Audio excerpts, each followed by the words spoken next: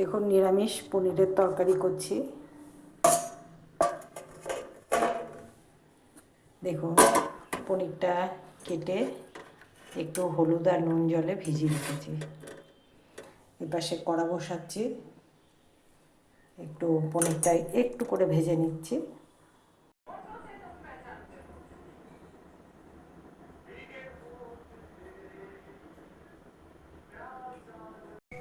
দেখুন কড়াতে সাদা তেল দিয়ে দিয়েছি। মশলার জন্য দিলাম আমি এখানে পোস্ত দিয়েছি, কাজু দিয়েছি, কিশমিশ দিয়েছি। দেখুন পনিরটা দিয়ে দিলাম। পনিরটা একটু আমি লালচে করে ভাজবো। দেখুন বাটনাটা বাটা হয়ে গেছে, আর পনিরগুলো এখনও সেরকম একটু লালচে করব।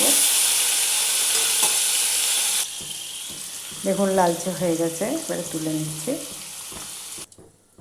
ওই তেলের মধ্যে দিয়ে দিচ্ছি কয়েক টুকরো এলাচ ফাটিয়ে নিয়েছি আর একটু দারচিনি। এবারে দিয়ে দিচ্ছি মশলাটা। এর সাথে আমি অ্যাড করছি একটু জিরে গুঁড়ি, ধনে গুঁড়ি। দেখুন মশলা দিলাম ধনে গুঁড়ি, জিরে গুঁড়ি, কাশ্মীরি লঙ্কা গুঁড়ি আর নুন। এটা ভালো করে ভেজে নিই। দেখুন দিয়ে দিলাম ফাটিয়ে রাখা টক দই, আর এই টক দইয়ের বাটিটা ধুয়ে একটু জল দিচ্ছি।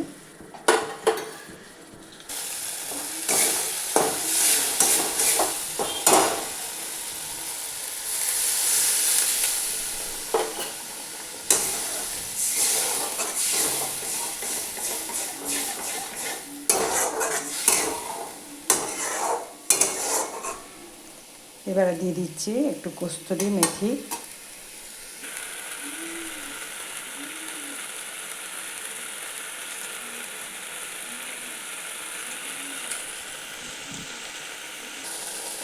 দেখুন মশলাটা একদম সুন্দর করে ভাজা হয়ে গেছে।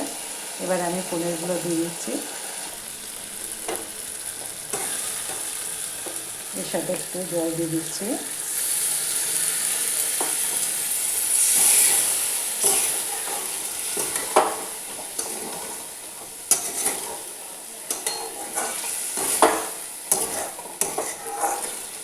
এটা নিরামিষ দিনের জন্য দারুণ রান্না।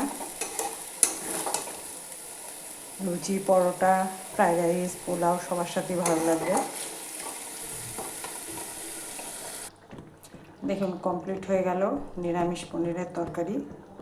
আশা করি ভালো লাগলো।